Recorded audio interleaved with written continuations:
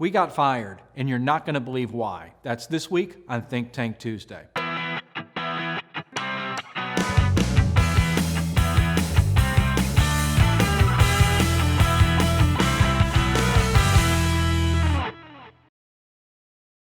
Hi, I'm Paul Potratz, and welcome to this week's Think Tank Tuesday. I can't tell you enough of how it hurts when you get fired. I mean, we've all been fired one time or another in our lives. But when a client fires us, I mean, it really bothers us. It really affects us. I know you're probably wondering, why did you get fired? Well, I got fired for one of the craziest reasons. You're probably not even going to believe me, but I'm going to tell you anyway. We got fired for sending too many leads. That's right. We had the client come on. We've been working with them for about a year, and they finally said, hey, we're going to part ways now. And it's like, why? I mean, I was so frustrated because I was out of town, and I get the call. Samantha calls me and says, hey, we're getting fired. I'm like, why are we getting fired? Why? I haven't talked to him yet and all that. So finally, I get the dealer on the phone, and I find out the reason that we're getting fired is because they are getting too many leads. Just let that sink in for a second, okay? They hired us to be able to have more traffic. They hired us to be able to sell more product. Stick on that. They hired us to be able to sell more. But the problem is they didn't have the infrastructure in place. In other words, they didn't have the process in place, and they weren't selling more. They had many, many more opportunities, but they weren't able to turn those opportunities into sales. So they felt like what they were doing is they were upsetting the market. In other words, individuals in their market were coming to their website and they're filling in lead forms, they're picking up the phone and calling, they're filling in chat leads, and they weren't able to turn those opportunities into sales. So they felt like they were wasting money. Well, yeah, they are wasting money in one sense of the story. But the other sense of the story is too, they said, hey, what we're going to do is we're going to go more traditional. And I'm like, well, we can do traditional too. Why don't we talk about that? Oh, they figured they'll handle it in-house. But that's another side note. So they feel like if they do traditional marketing, that the traditional marketing would drive more traffic to the dealership lot. In other words, right to the showroom. It's not the way it is.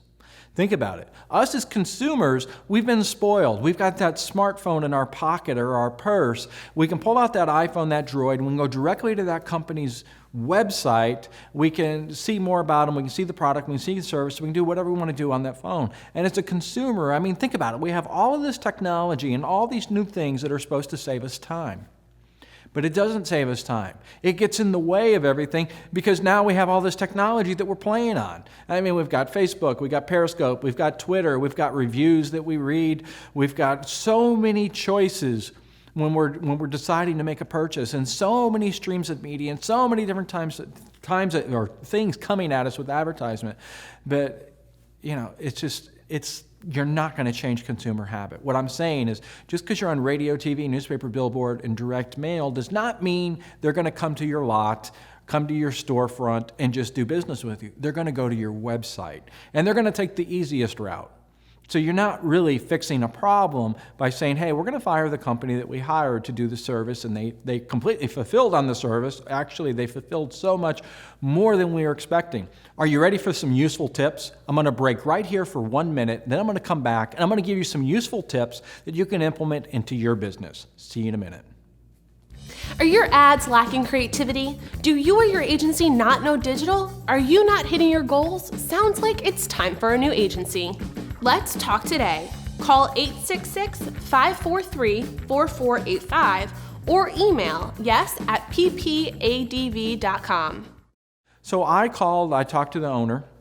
The owner said, yeah, hey, we're going to come back on later on and all that stuff, but right now we have a different direction of what we're going to do. And I'm like, what's that direction? Well, I'm buying iPads for all the salespeople. So all the salespeople will be on an iPad and they can go in and they can log appointments and keep up with the individuals and all that. And I'm like, what? Are you serious? So what's happening is it's like, hey, I don't want to focus on the real problem. What I want to do is try to come up with the magic bullet, come up with something else that maybe it's going to fix the problem. Those of you that are sitting here watching this video, I think you know what the problem is. Your process. Fix your process. Fixing a process is not glamorous. It's not exciting. It's not like marketing and dynamic search and dynamic retargeting and inbound marketing and video pre-roll and all these companies that are coming at you, promising you all of these great opportunities for you to get more opportunities. You don't want all those additional opportunities if you don't have a process. And us as humans, a lot of times what we want to do is we want to focus on what we think is glamorous or focus on what we think is going to be fun. Because the things that aren't fun, we just want to sweep it under the carpet. We don't want to focus on it because it's difficult. Either we're scared of it, we don't understand it, we fear it, whatever it might be. As a business owner, you've got to fix the problem that you're scared of. As a business owner, what I want you to do is I want you to outline 3 things that scare you the most. In other words, problems in your company that scare you the most, that keep you awake at night. And those 3 problems, I want you to choose one, and I want you to fix that problem. And it's probably the most basic thing. I mean, the most basic thing, one of the problems that scares me that we fight with a lot is our phone system. That we have a voice over IP system that's a virtual attendant, and somebody calls in and they got to go through and push this number to that number to get here and to get there. And oh boy, that thing frustrates me. I just want to hire a live person to answer the phone. That's what I want to do. So again, you as a business owner, outline the 3 things that are the most painful that scare you, and you've got to fix the problem. And if you're not capable of fixing it, that's okay. You could admit it. You don't have to know answers to everything. You can hire someone to help you. That's what I told that dealer. Hey, your problem is your process. You're not answering the phones correctly. They're not asking the right questions on the phone. A lot of times you're not even answering the phone. We also mystery shop all of our clients every single month. So in the mystery shops, I mean, this was not just like all of a sudden that he realized it, because we mystery shop every single month, that we send in a lead form through their website. We also call and see how it's handled. And we've been talking about this for a year and saying, we've got to fix the problem, we've got to fix the problem, we've got to fix the problem. And the dealer and the general manager come and say, I know. And then we're listening to phone calls together on the marketing meeting. And then they said, I don't want to hear those phone calls anymore in the marketing meeting. In fact, I just don't want to hear them. And I was like, what do you mean you don't want to hear them? Well, whenever you play those calls, I feel like I've just got to have a really stiff drink that I need to basically get intoxicated to listen to them because they hurt so bad. Well, if it hurts that bad, it's not going to fix itself. You've got to fix it as the business owner. So, I mean, think about that. But we got fired over this. And this isn't a video for me to complain and get on the soapbox and whine about it. This is a video that I want you as a business owner, as an internet manager, as a sales manager, and even as a salesperson to realize what are the problems that you have, what are the things that scare you the most, what are the things that are holding you back from growing, and you've got to fix those problems. And I mean, and it's just not sales. It could be if you're a graphic designer, if you're a marketer, if you're a video editor. I mean, if any job you have, you've got to decide, what are the things that are holding me back? What scares me the most? Maybe it's that you're, I don't know, there's some type of job, and the only way you're going to grow is to be able to learn more, like maybe learn a foreign language. I know that's one of mine. I've got to learn a foreign language. I need to learn how to speak Cantonese. That's scary.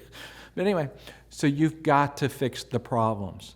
Again, they're not going to go away.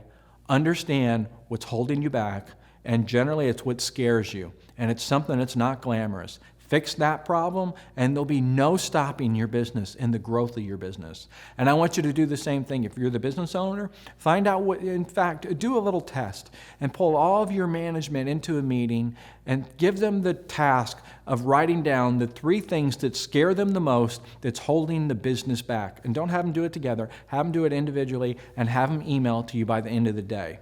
And you might find a cross pattern, in other words, a common trend within your company that a lot of managers are scared of this one thing. And then you as a team can come together and you can learn together and fix that problem. Again, it's not going to fix itself. You've got to choose to do it. That's this week's tip, and I'll see you next week.